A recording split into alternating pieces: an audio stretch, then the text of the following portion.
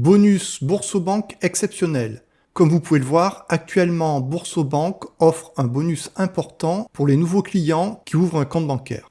Pour bénéficier de ce bonus exceptionnel, il vous suffit de débuter les démarches pour ouvrir votre compte bancaire avant la date et l'heure indiquées à l'écran. Même si vous terminez la démarche d'ouverture du compte après la date indiquée, vous obtiendrez le bonus. Pour obtenir ce bonus, vous devez vous inscrire en utilisant mon lien de parrainage que je mets en commentaire de cette vidéo. Le bonus a un montant variable, vous pouvez voir le montant du bonus auquel vous avez droit suivant ce que vous choisirez. Attention, vous devez commencer votre démarche d'inscription avant la date indiquée à l'écran. Et vous n'obtiendrez le bonus qu'après avoir terminé toutes les étapes de l'ouverture du compte, en particulier fournir les informations et documents nécessaires. Mais tout cela se fait très rapidement. Pour bénéficier de ce bonus, vous devez ouvrir un compte personnel. Il ne sera pas possible d'avoir le bonus avec un compte d'entreprise. Vous devez être majeur, vous devez résider en France, vous devez fournir un RIB de votre ancienne banque et vous devez utiliser mon lien que vous trouverez en commentaire de cette vidéo ou sur mon site internet. Pour ceux qui ne connaissent pas encore Boursobank, c'est une filiale de la Société Générale. Boursobank a été élue banque la moins chère. Auparavant, Boursobank s'appelait Boursorama. Je vous donne plus d'informations sur Boursobank dans la suite de mes vidéos et je vous donne même les détails de la démarche pour vous inscrire. Vous pouvez utiliser le menu en bas de ma vidéo pour visualiser les parties qui vous intéressent. L'association de consommateurs UFC Que Choisir fait un comparatif du coût des banques de façon totalement indépendante. Elle estime le coût annuel de Boursorama Bank pour un compte avec une carte bancaire internationale à débit immédiat à seulement 1,64€ par an. Toujours d'après Que Choisir, Boursorama est à égalité avec Fortunéo. La caisse d'épargne BNP Paribas, LCL, Banque Populaire et CIC a un coût annuel de 140€. Pour la Société Générale, vous devrez débourser plus de 165€ par an. Quant au Crédit Mutuel, son coût est de plus de 185€ par an. Si je vous parle de Boursorama sur ma chaîne dédiée à la liberté financière, c'est que grâce à Boursorama, vous pouvez faire énormément d'économies. D'après Que Choisir, en moyenne plus de 120€. Comme toujours, avant de mettre votre argent quelque part, la question la plus importante à vous poser est: est-ce que c'est risqué ? Alors Boursorama existe depuis 1995, c'est une filiale de la Société Générale qui est l'un des plus grands groupes bancaires de France. Donc même si Boursorama est une banque en ligne, elle n'est pas plus risquée que les autres. Boursorama a plus de 4,9 millions de clients, mais surtout, le plus important, Boursorama a été testé et validé par Bruno, mais aussi par d'autres utilisateurs, et Boursorama a une très bonne note sur Trustpilot. La note de Boursorama sur Trustpilot est de 4 sur 5, c'est-à-dire 16 sur 20. Ce qui est bien meilleur que les autres banques. En effet, BNP Paribas a une note de seulement 2,3, Crédit Mutuel a une note de 2,2, Crédit Agricole a une note de 2, Société Générale a une note de 1,9, la Banque Populaire a une note de 1,9 et la Banque Postale a une note de 1,4. Conclusion, on peut être beaucoup plus cher que Boursorama tout en ayant un moins bon service client.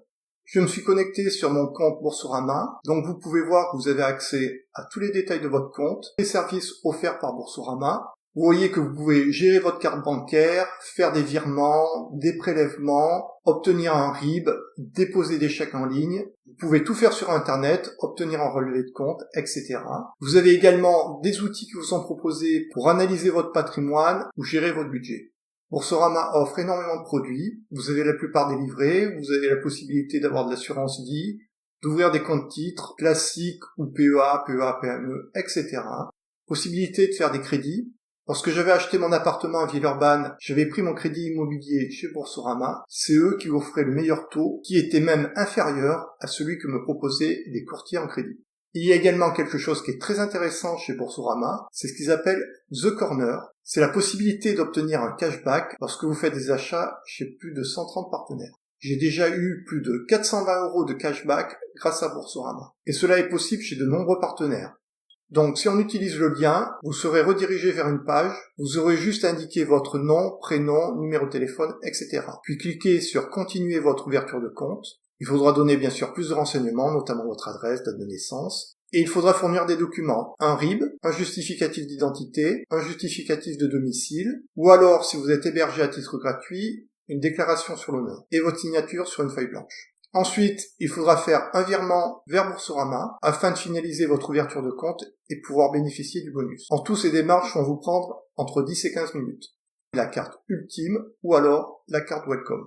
Alors, comment choisir entre ces deux cartes? Pour vous aider, je vous ai fait un tableau qui synthétise les différences. En ce qui concerne le prix, ces deux cartes sont gratuites si vous les utilisez au moins une fois par mois, ce qui me paraît quand même assez facile. Sinon, pour la carte Welcome, vous allez payer 5 € par mois en cas de non-utilisation sur un mois entier. Et pour la carte Ultime, vous paierez 9 € par mois. Donc pensez à utiliser votre carte au moins une fois par mois pour qu'elle soit gratuite. Pour ces deux cartes, vous avez la possibilité d'avoir une carte à débit immédiat et vous aurez une carte à débit différé possible uniquement pour la carte ultime et si vous avez au moins 2400 € net de revenus mensuels. Tous les paiements et retraits sont gratuits et illimités, que ce soit en euros et même en monnaie locale à l'étranger.